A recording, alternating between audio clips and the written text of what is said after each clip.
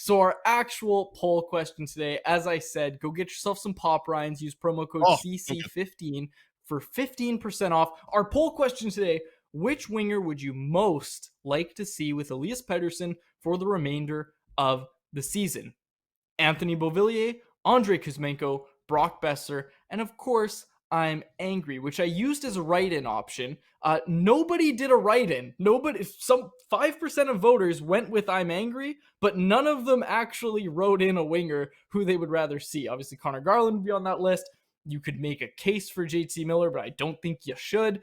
Alex going with Andrei Kuzmenko, and that's the majority of voters. Chris, 66% say Andrei Kuzmenko, 20% say Brock Besser, 9% say Anthony Beauvillier, and as I mentioned, 5% say they are angry. I went with Kuzmenko here. Who are you going with?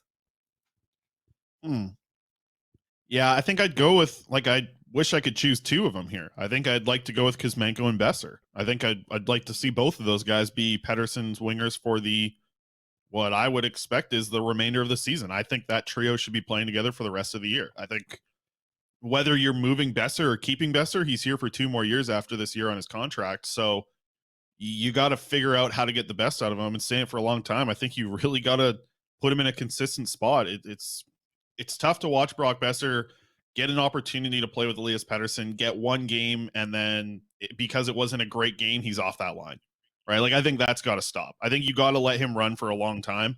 I think Kuzmenko's the easy decision here. There's been chemistry between the two players. You got Kuzmenko here for 2 more years. That's kind of the easy answer, but I think what I would say is you need both.